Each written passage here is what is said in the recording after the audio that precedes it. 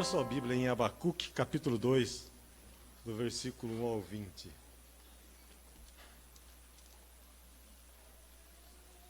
Abacuque, capítulo 2, do verso 1 ao 20. Diz assim a palavra do Senhor.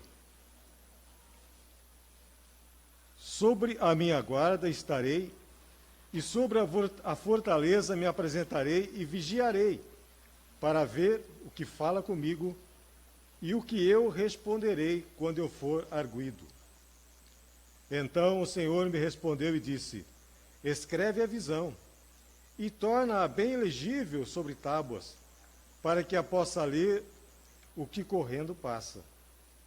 Porque a visão é ainda para o tempo determinado, e até o fim falará, e não mentirá. Se tardar, espera-o, porque certamente virá, não tardará. Eis que a sua alma se incha, não é reta nele, mas o justo pela sua fé viverá.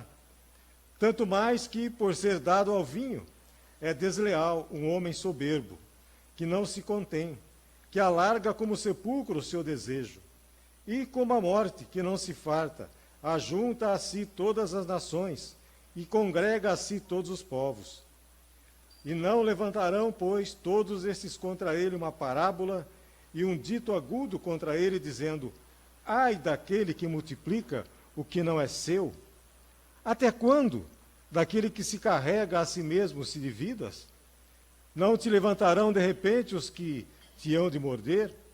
E não te despertarão os que te hão de abalar? E não lhe servirás tu de despojo? Visto como despojaste a muitas nações, todos os mais povos te despojarão a ti, por causa do sangue dos homens e da violência para com a terra, a cidade e todos os que habitam nela. Ai daquele que ajunta em sua casa bem mal adquiridos, para pôr o seu ninho no alto, a fim de se livrar da mão do mal. Vergonha maquinastes para a tua casa, destruindo tu a muitos povos, pecaste contra a tua alma.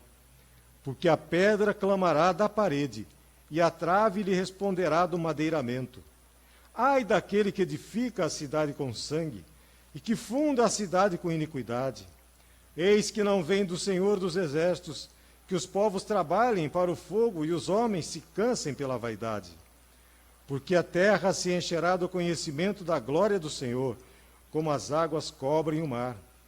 Ai daquele que dá de beber ao seu companheiro, tu que lhe chegas ao teu odre e o embebedas para ver a sua nudez.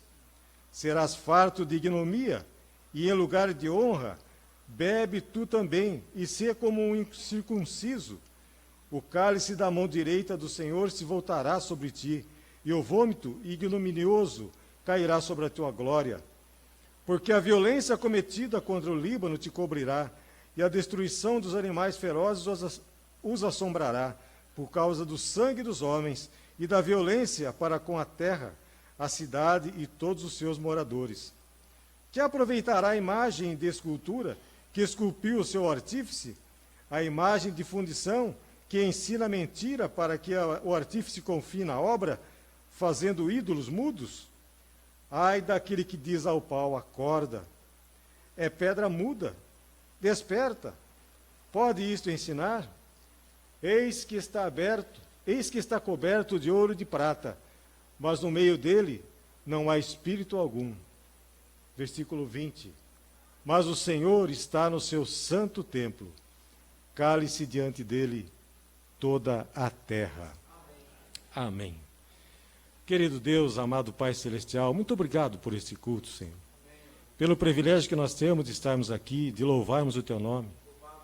Obrigado, Pai, pela vida do Samuel, Pai, que está se recuperando daquela enfermidade. Todos os que estão enfermos, Pai, que o Senhor tenha misericórdia. Pai, obrigado pela Tua palavra lida. Obrigado, Pai, pelo privilégio que nós temos, Pai, de poder ler. E nos dê sabedoria, Pai, para entendermos a Tua palavra. Fala conosco sobre esta palavra, sobre esse texto lido, Pai. Eu peço que o Senhor me ajude em nome de Jesus. Amém, Senhor Deus. Amém. Meus irmãos, eu gosto muito do livro de Abacuque, sabia? Eu já li esse livro mais que uma vez, muito mais que uma vez. Interessante que o dicionário Almeida diz que Abacuque quer dizer abraço. É interessante, né? Ele viveu no ano 612 a.C. E é um livro interessante. Uma característica do livro de Abacuque e as suas mensagens mostram a transparência do coração do profeta. E é impressionante o elevado nível espiritual da vida de Abacuque. O seu coração é revelado nesse pequeno e profundo livro. E o profeta sofre em ver a corrupção. A gente pode notar na leitura aqui que ele estava sofrendo em ver a corrupção, até na igreja. E ele se angustia em ver o ímpio como vara de Deus. E a sua oração, aparentemente sem resposta, no capítulo 1, versículo 2, ele tem uma reação muito forte. E ele diz: até quando, Senhor? Clamarei eu e tu não me escutarás? Gritareis violência e não salvarás? E no versículo 3, ele diz: por que razão me fazes ver a iniquidade e ver a vexação? Por que a destruição e a violência estão diante de mim? Há também quem suscite a contenda e o litígio. Agora, no capítulo 2, meus amados, esse texto que nós lemos, ele obtém a resposta de Deus às suas dolorosas perguntas. Deus responde a ele aquilo que ele perguntou. E a resposta é que obtém evidência que o que Deus deseja de seus filhos, meus amados, é o viver da fé. É o viver da fé que Deus deseja de nós. E Abacuque destaca que a vida do cristão deve estar firmada em 3 pilares, que nós podemos ver nesse texto aqui. Primeiro, a dependência da fé. Quando ele diz: o justo pela sua fé viverá. Dependência da fé. Segundo, a fuga do pecado. Fugir do pecado. E terceiro, a adoração espiritual. Efésios capítulo 2 e 8 diz assim: porque pela graça sois salvos mediante a fé. E isso não vem de vós, é dom de Deus, não de obras para que ninguém se glorie. Abacuque pôde afirmar essa verdade no capítulo 2, versículo 4, que nós acabamos de ler. Ele diz: eis que a sua alma se incha, não é reta nele, mas o justo, pela sua fé, viverá. Amém. E ele sabe que ele é salvo pela graça mediante a fé. E a força dessa fé o anima a esperar em Deus. Meus amados, o justo não desanima em virtude do aparente silêncio de Deus. A vida da fé é a vida da esperança. Por isso ele diz: espera em Deus. Espera em Deus. Deus ordena que ele proclame a mensagem, ainda que ao seu entendimento ela não esteja absolutamente inteligível. Há muitos mistérios em Deus e em sua eterna palavra. O apóstolo Pedro diz que há coisas difíceis de entender quando ele fala do sofredor alegre. Quem que é o sofredor alegre? Ele diz: ainda que venhas a sofrer, bem-aventurados sois. Feliz, mesmo que você venha a sofrer, feliz seja. Isso parece um paradoxo. Quem pode sofrer e ainda se sentir feliz? É algo difícil.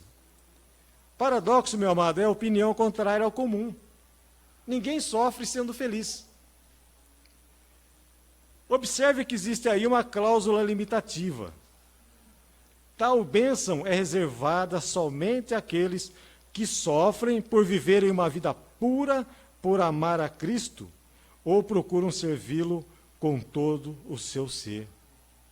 Tal felicidade não é para aqueles que sofrem por causa da sua desobediência. Porque aí tem um preço, sofrimento. As provações virão quando menos se espera. E o modo pelo qual reagimos, meu amado, é importante. Tem um hino do cantor cristão, que eu gosto muito, que me conforta quando vem a tribulação. Às vezes eu não canto ele, eu leio.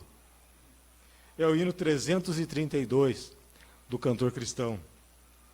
Meu Senhor tudo sabe, é o título desse hino. E ele diz assim: meu Senhor tudo sabe. Certamente sim, com cuidados incansáveis, me protege a mim.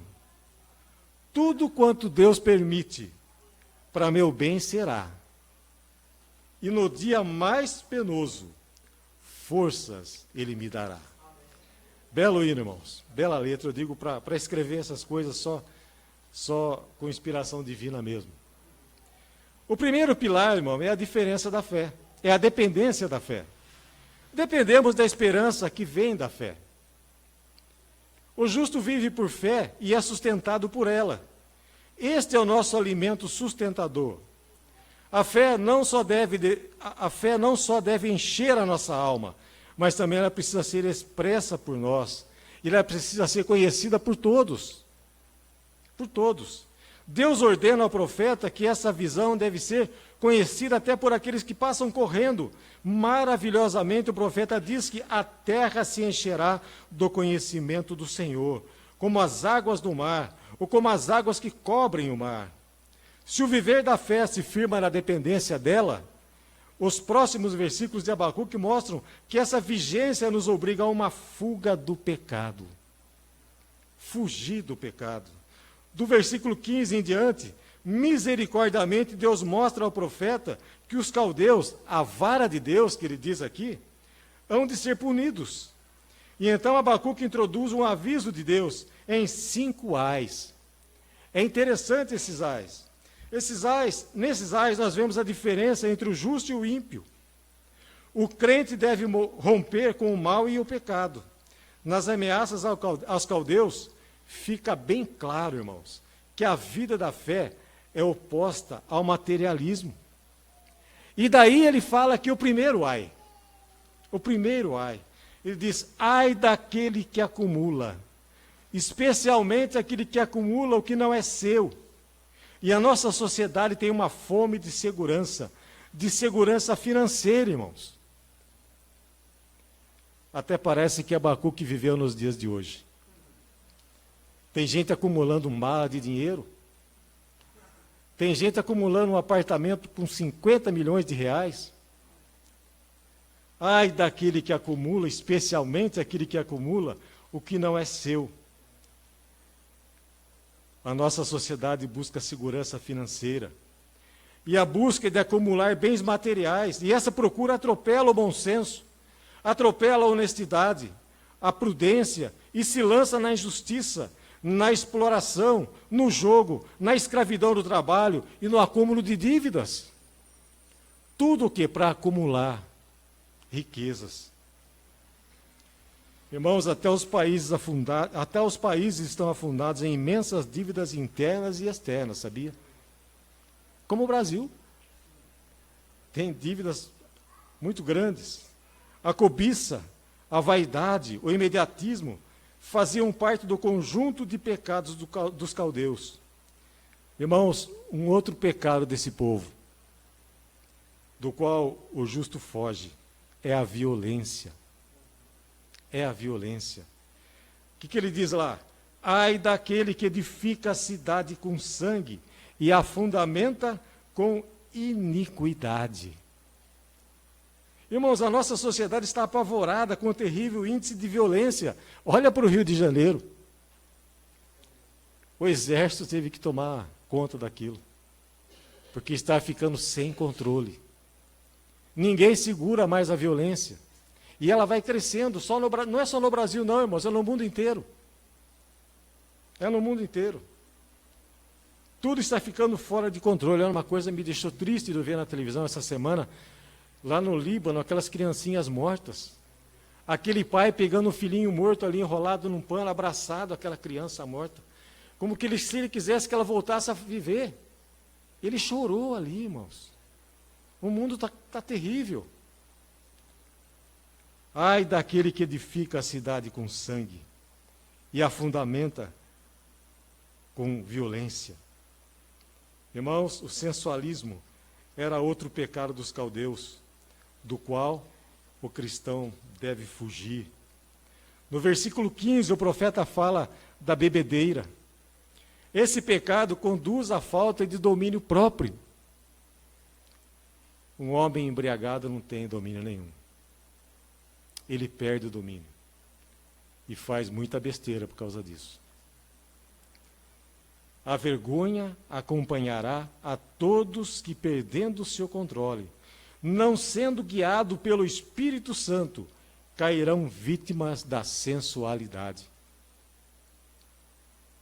Mas o pecado fundamental dos caldeus, meus irmãos, era a idolatria. Esse é o pecado supremo. E ele diz: ai daquele que diz à madeira, acorda. E a pedra muda, ele desperta. Quando o homem se prostra diante das imagens, ele está rejeitando o Criador. Ele está colocando aquela imagem em primeiro lugar. Não faz alguns anos, quando meu irmão faleceu, e como eles eram de família católica, teve uma missa. E eu fui convidado para ir, e eu fui. Sentei lá atrás, mas fui. Irmãos, dá dó de ver aquelas pessoas se ajoelharem, se prostrarem perante aquelas imagens de barro, aquelas imagens de pau, aquelas coisas, e ficam orando por aquilo, rezando por aquilo. É interessante quando a Bíblia fala: conhecereis a verdade vos libertará. Essas pessoas precisam conhecer a verdade. Ai daquele que diz à madeira, acorda, e a pedra muda, desperta.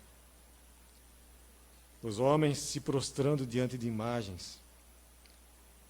Ele rejeita o Criador, recusa adorá-lo sinceramente, e procura a divindade em si e no mundo, onde os falsos deuses se apresentam.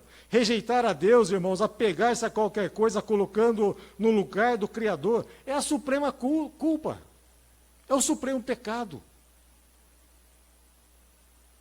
Isaías 42, versículo 8, diz assim: eu sou o Senhor, este é o meu nome.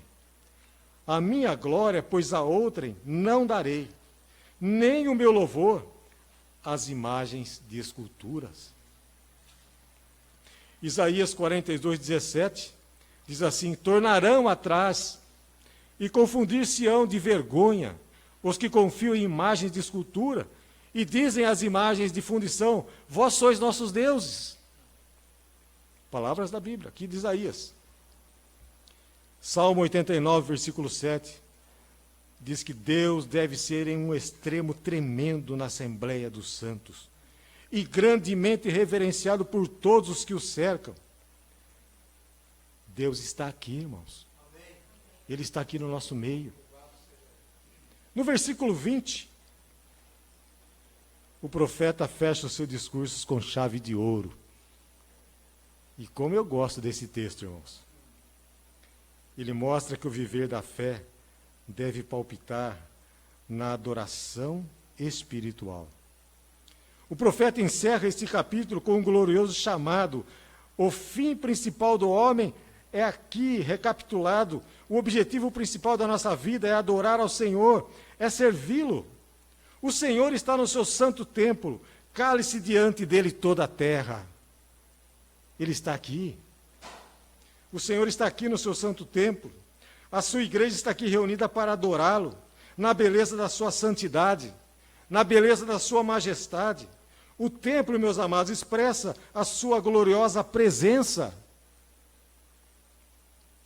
Salmo 89, 7, eu vou repetir esse salmo que diz: Deus deve ser o extremo tremendo na Assembleia dos Santos e grandemente reverenciado por todos aqueles que o cercam. Ele deve ser reverenciado. Sabe o que é isso? Tratado com respeito, reverência. Reconhecido em sua grandeza, reconhecido em sua santidade. Ele deve ser respeitado, ele deve ser amado, ele deve ser adorado. Porque ele está no seu santo templo. E esse lugar aqui, irmãos, é santo. É santo. É a atitude do fiel, é a referência. É a reverência e louvor ao nosso Deus. Hebreus capítulo 12, versículo 28 diz: pelo que tendo recebido um reino que não pode ser abalado, Retenhamos a graça pela qual sirvamos a Deus. Preste atenção, agradavelmente, com reverência e piedade, ou santo temor. No templo, meus irmãos, a atitude do adorador é e era de profundo respeito. E a Bíblia diz que nos últimos dias os homens serão irreverentes. O que é irreverente? É a falta de respeito pelas coisas sagradas. É o que está acontecendo hoje em muitos lugares, até dentro de igrejas. A falta de respeito por coisas sagradas. Sabe, irmãos, eu temo que muito do que hoje se chama culto, na verdade, não passa de blasfêmias e insultos ao Todo-Poderoso Rei dos Reis. Irmãos, em cuja presença deveríamos nos humilhar e oferecermos o melhor e o mais excelente dos nossos dons. Porque Deus é Espírito, e importa que os seus adoradores o adorem em espírito e em verdade. E nós podemos concluir que o viver da fé deve ser fundamentado na dependência da nossa fé. Deve ser fundamentado na dependência da fé, na fuga do pecado e na adoração sincera ao nosso Deus. Adoração sincera. Que o nosso bondoso Deus, irmãos, pela virtude do Espírito Santo, nos habilite a esta vida. Nos dê sabedoria para vivermos essa vida. Por Jesus Cristo, Senhor nosso. Amém, irmãos? Amém. Que o nosso Deus, na sua infinita misericórdia, nos abençoe. Querido Deus, amado Pai, obrigado pela Tua palavra, porque ela nos exorta, ela nos ensina. Pai, o Senhor está aqui no nosso meio.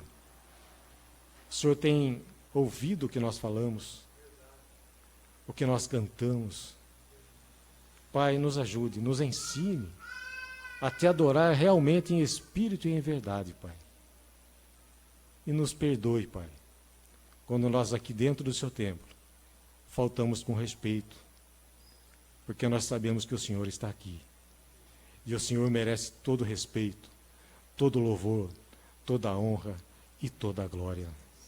Em nome de Jesus. Amém, Senhor. Amém. Amém, irmãos.